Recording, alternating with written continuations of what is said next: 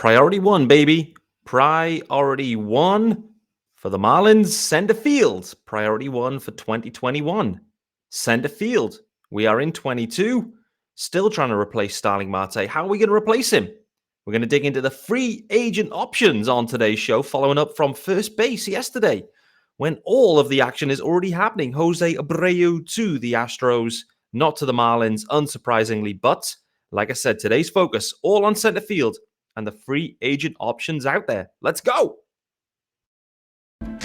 You are Locked On Marlins, your daily podcast on the Miami Marlins. Part of the Locked On Podcast Network, your team every day.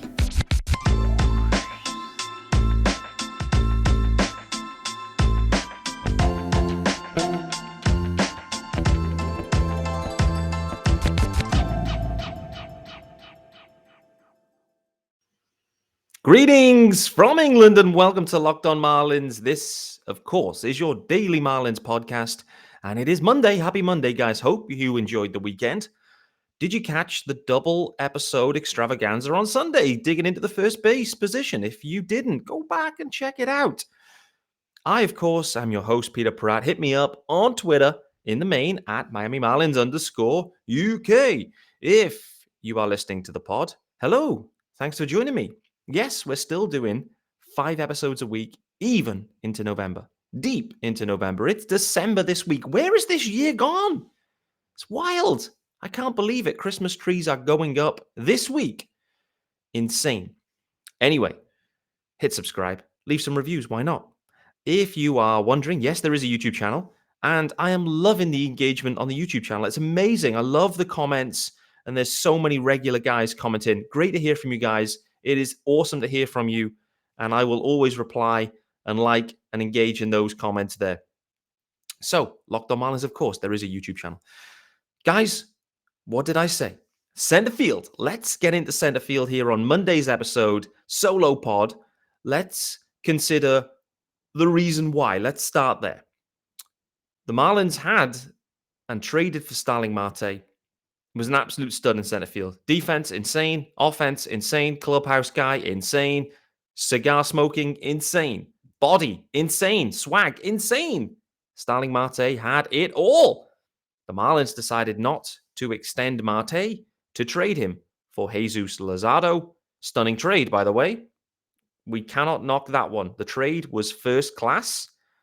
However, it created a hole for the Marlins that they have since been trying to fill, and there's been a few attempts to fill it, but here we sit now in 2022 in the off season of 22, heading into the 2023 season, and let's look back at last year. Jesus Sanchez got the job. He got the job by default. The Marlins had no other options, and they asked Jesus Sanchez, "Will you do it for us?" Yes, I will. Of course, I will. And it was interesting. Let's say the offense took a step back.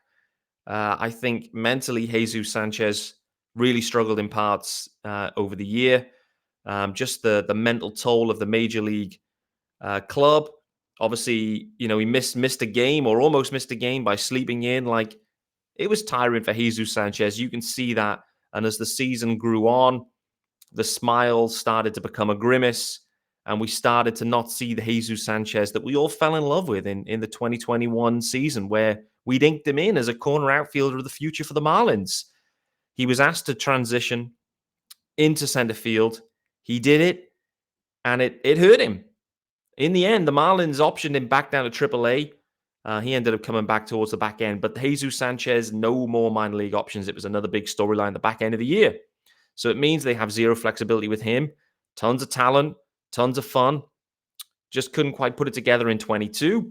But what we learned, Jesus Sanchez not the answer at center field, unfortunately. Never would be.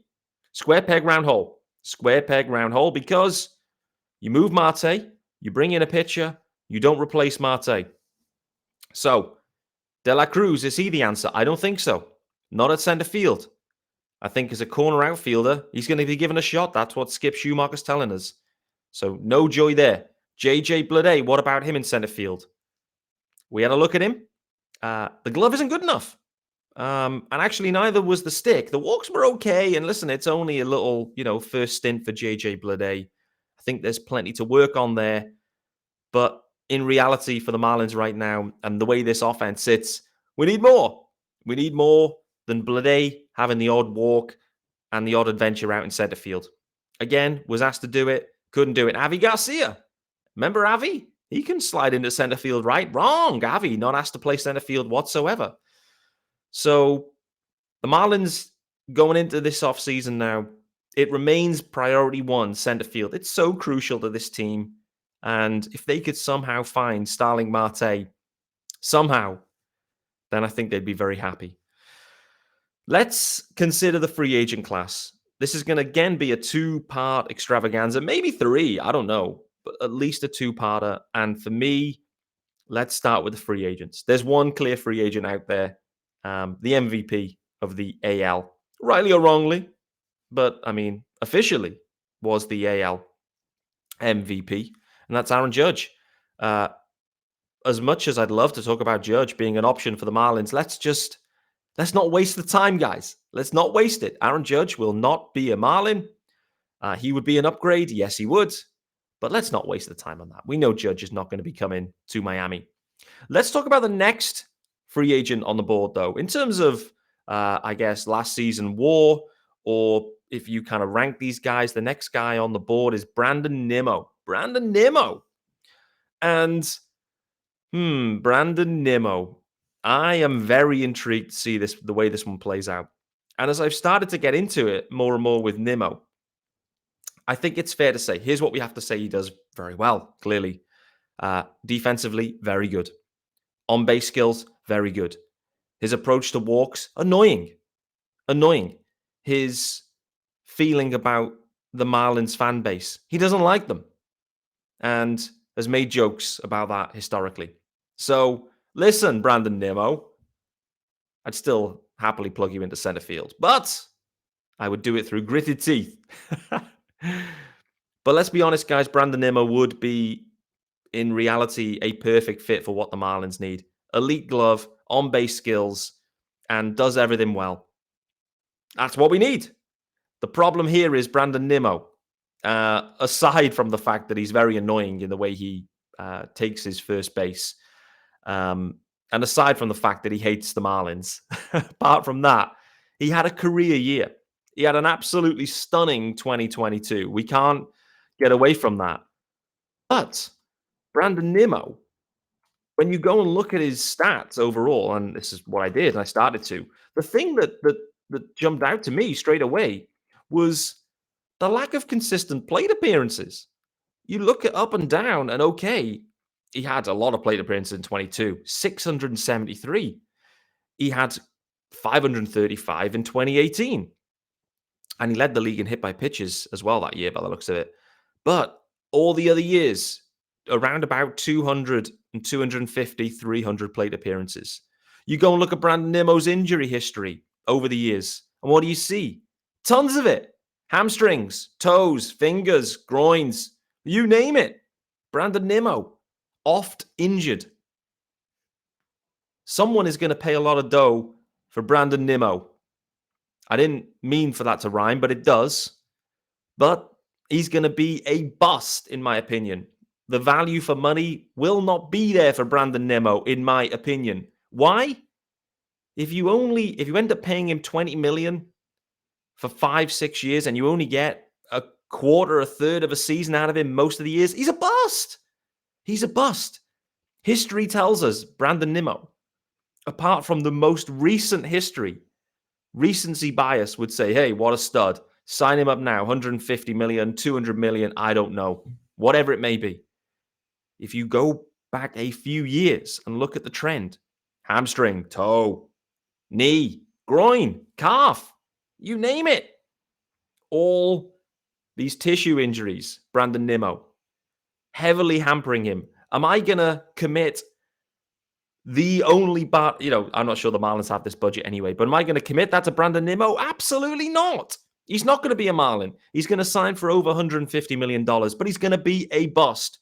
Let him go somewhere else and bust somewhere else. Hopefully, it's the Philadelphia Phillies or maybe back to the Mets. Why not? I mean, to be honest, the Mets should be favorite for him. Seemingly loves playing there. Unlimited budget. Like, it makes a ton of sense for certain. So I expect him to go back to the Mets, to be honest with you. And I expect them to regret it at the end. I expect him to miss tons of time, as he's always done, and for him to continue to be annoying and hate the Marlins. So Brandon Nimmo, good a player as he is, and good a player as he was in 2022, I don't think that's the real Brandon Nimmo. And I certainly wouldn't be lumping in all of my budget into Brandon Nimmo expecting another 2022. You've seen the ceiling now. We've seen it in terms of the health. And I think the only way is down for Brandon Nimmo. Okay, guys, it is time to let you know about our good friends over at Bet Online. Yes, sir. I hope you had loads of your bets on yesterday in the NFL. I know I did. I almost scooped up my accumulator, my roll-up. Unfortunately, let down by a few, as always. But nevertheless, betonline.net is your number one source for sports betting info, stats, news, and analysis. You can get all of the latest odds, trends for every professional amateur league out there, from football, basketball, soccer, World Cup is on, and esports. Got it all at betonline.net. It's always the fastest and easiest way to get your betting fix. You can head to the website today or use your mobile device to learn more.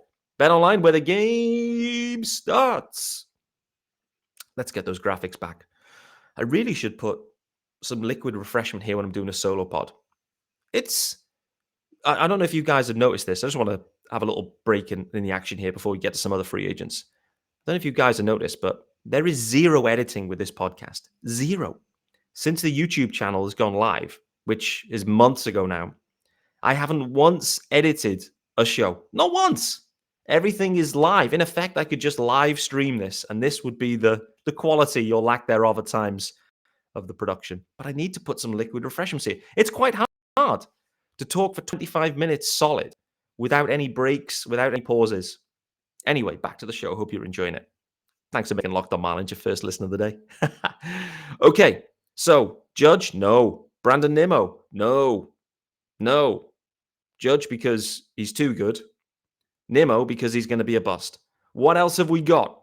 And there's some other names that are intriguing. Let me just whet the appetite with some names. Center fielders that are available. Kevin Kiermaier, we're going to talk about him next.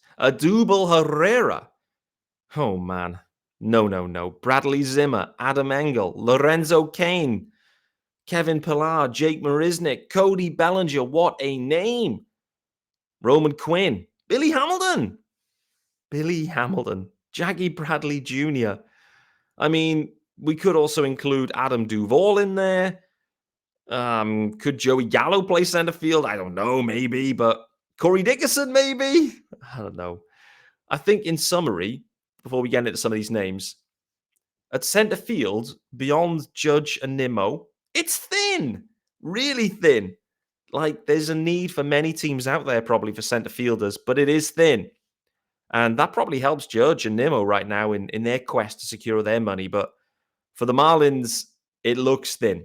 But let's talk about Kevin Kiermaier, because he is available, long-time Ray, and he's going to be 33 during the 23 season. And I think the thing we have to call out with Kiermaier is, clearly, if you want your defense and you want your glove to be top drawer in center field, I think Kiermaier is a really, clear, nice option. However, let's be totally honest, the Marlins have to be shooting higher than Kevin Kiermaier right now. Glove's fine, but the bat has been tailing off for many years. And to be honest with you, looks, I guess, a below average stick right now. And for the Marlins, they really have to be prioritizing a stick that plays at that premium position. And when I look at the impact Starling Marte had on the Marlins with the premium offense, the premium defense, and all the other premium elements that he brought, it was huge. Transformed the Marlins. It was a fantastic trade when they acquired him. It was a fantastic trade when they traded him, although it created a hole that they have never been able to fill since. The impact it makes is ginormous to a club. Kevin Kiermaier, whilst good clubhouse guy, I'm sure, also glove, the stick does not play enough. It doesn't. I don't think he likes cigars either, so that's another knock. That's absolute. That could be a rumor. I don't know. But maybe the Marlins would explore it. But the problem they have, and this is it, where you would maybe take a Kiermaier, the problem they have now is they have no wiggle room with Jesus Sanchez. And I think they'll want to give Jesus another run. So what that means is Jesus, they have to carry him. And so they've already got De La Cruz, Sanchez, Avi Garcia, and then you add Kiermaier. You still need to add another center fielder probably aside from Kiermaier. So that's 5 outfielders they have to carry, plus Jorge Soler, that's DHing. It's not going to fit. The numbers aren't going to work. You can't. Because of Jesus Sanchez, they have no roster flexibility there in the outfield. Unless, of course, they want to clear and move Jesus Sanchez. And maybe they do. If they trade away Sanchez, then perhaps. We've already seen, Lewin Diaz ran out of options and they binned him. The Marlins have decided to retain Jesus Sanchez. That says to me they're going to give him another go-around in 23. Problem is there's no flexibility there. They can't option him. They've either got to trade him or DFA him if things go wrong. For me, that limits their ability to add a fourth outfielder type, a glove-first guy, because they need the offense. They need the offense to be there from this position. So for me, that rules out Kiermaier. As much as I think he could have done a nice job, adding him in, but they need more. Okay, guys, around about 5 minutes left of the episode. And first off, I want to let you know about our good friends over at Simply Safe before we get on to the final guy. And the final guy, by the way, it's Cody Bellinger. It's the big name in this free agent market, not in terms of the recent history and performance, but a former MVP and all the story and palaver around that. But our good friends over at Simply Safe, and if you've thought about securing your home with home security but have been putting it off, you'll want to listen up right now. The Locked On Marlins listeners can order the #1 rated Simply Safe home security system for 50% off, 50. This is the biggest offer of the year, and you do not want to miss it. There's so many reasons to love Simply Safe. First off, what is it? It's a whole home security system with advanced sensors for every room, window, and door, HD security cameras for inside and out, smarter ways to detect motion that alert you when the threat is real, and even hazard sensors that detect fires, floods, and other threats to your home. They got 24/7 professional monitoring service that costs you less than $1 a day. Less than $1 a day for 24/7 professional monitoring agents. Absolutely sensational. Do not miss your chance to save big on the only security system that I, Peter Pratt, host of Locked On Marlins, would recommend. You can get 50% off any new Simply Safe system at simplysafe.com/LockedOnMLB. There's no safe like Simply Safe. Okay, last 3 minutes then maybe 4. We may need to go long on Cody Bellinger. Like I mentioned, when you scroll through these list of names, Cody Bellinger pops. Why? He's been an MVP. Of course it pops. Cody Bellinger, big name, big story. He's still young. What's happened to him at the Dodgers? It's wild. The drop-off has been wild. What is it down to? I'm not sure anyone knows. Back issues? I think that definitely lingered for multiple years. After 2019 into 2020, the COVID season and into 21. I mean, the regression started in the COVID year, and you give him a pass, right? But 2021 was absolutely disgraceful in terms of production for a former MVP. Absolutely disgraceful. And it's so funny the way arbitration works. There's never been a case like Cody Bellinger before where someone is so good going into arbitration and then is so bad. But arbitration numbers do not go down. They don't. The system wasn't built to go down. It should have done. Cody Bellinger's arbitration number was too high. And in their final year of arbitration, 18 million or whatever it was way too high for the production that the Dodgers were getting. So he had to be let go, non-tendered. So what does this mean? Firstly, if you're Cody Bellinger, what are you thinking? I know what you're thinking. You're thinking, I'm going to sign somewhere on a 1-year deal, on a prove-it deal. I want to go somewhere else, new organization, new vibes, new everything. See if you can land in a spot on a prove-it deal and absolutely light it up. Then walk into free agency going, former MVP, now back, no back issues, and on fire. The problem for the Marlins is, and Eli Sussman called this out, and he's bang on.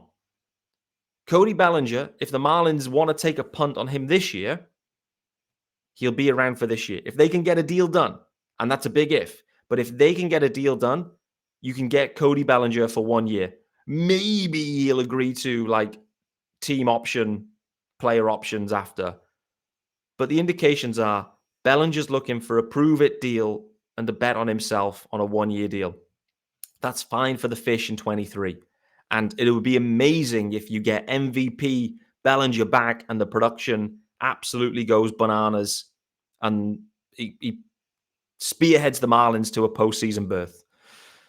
I mean, that's wishful thinking for certain.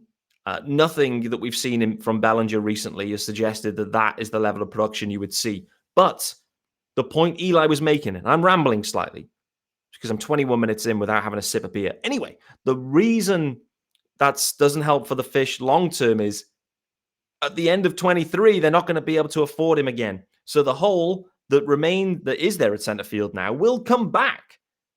If they have a 1-year rental on a prove-it deal and he does end up proving it, they can't afford him. They can't. So that's the problem that Eli's calling out. However, in the meantime, you still have the opportunity to go away and find some center fielders, maybe in other ways. Maybe some guys that are major league ready. Other trades you can make. I don't know. It's possible. What kind of deal is Cody Bellinger going to be looking for? What is it going to take? Well, we know that the Dodgers thought $18 million was too steep. So let's start there and work backwards. What's a 1-year, $8 million with some incentives look like for Bellinger? I think that feels about right. What does it look like maybe at $10 million? Still about right. What is it at $12 million? It's okay. Are the Marlins going to be happy going to 8 or 10 or 12 for a 1-year deal for Cody Bellinger? Above average glove, former MVP on a prove-it deal that can absolutely make the impact from the left-hand side. Also can play first base as well. We obviously went through tons of first base options yesterday. He can play first base as well. Solves 2 problems. Do the Marlins want to take a punt? Will they take a punt? If it was me, what would I do? I mean, I haven't seen a lot of Cody Bellinger. All I can do is looking at the stats. I haven't seen him, to be honest with you. But it's certainly worth consideration for the Marlins, right? It has to be. The upside is so high. You know, the downside is effectively they just get, they get a center field glove that's good for $8 million or $10 million. I don't think that's the worst downside I've ever heard. So, should the Marlins do it? It's tough, isn't it? It's the allure of Cody Bellinger. It's the name. You get attracted to the name, dreaming of the upside. You're dreaming of the upside. It's a buy low situation. Problem is for the Marlins, 8, 10, or 12 million is not buying low. Like that's the third highest paid player on the team, effectively. So that isn't buying low. What do they do with Bellinger? I think Bellinger goes somewhere else. I just can't see this happening for the Marlins, to be honest with you. I don't think the profile, I don't think it fits the longer term mold. But it still wouldn't shock me if the Marlins did it, a 1-year, $10 million deal, and they just say, let's go. Let's see if we can get something out of it. Because again, what's the downside? Let's say it doesn't work out and you get to the trade deadline. You can flip him. You can always flip Cody Bellinger. Someone will need a glove. Someone will want to take a punt. Someone will want to, dream on like a Jock Peterson second half extravaganza. Someone will, if he catches fire. He hit a home run off Sandy Alcantara last year. There's something still in the stick with Cody Bellinger. I'm convinced of it. I'm just not sure the Marlins are going to pay to see that stick or that glove. There's other guys out there free agent-wise, but I think in general, those are the key names. It's thin. Adam Duvall, former friend. I mean, could he do a job in center field? I think we're past that now, right? Tomorrow's episode, we're going to get into the trade options. I've already put it out there. For me, my obvious opportunity, the guy I like, is Alec Thomas, and I think that fit is nice. But there are other trade opportunities out there for the Marlins. So we're going to walk through some of them tomorrow and see where the fits could be. Mullins is out there. Reynolds, there's been limited talk on Reynolds. The Pirates have been buying, so maybe the Pirates have turned the corner, it seems. Reynolds, Mullins, Alec Thomas, some other guys from the Diamondbacks. There's probably a few others out there too. So we're going to dig into that all on tomorrow's show. Thanks for joining me today. I hope you've enjoyed getting into some of these center fielders. In summary, Judge, too much dough. Nimmo will be a bust. Kiermaier, nice glove, but Marlins don't have the flexibility. Cody Bellinger is worth the risk at $10 million for the Marlins, but I don't think they'll pull the trigger on it. I'll see you guys tomorrow.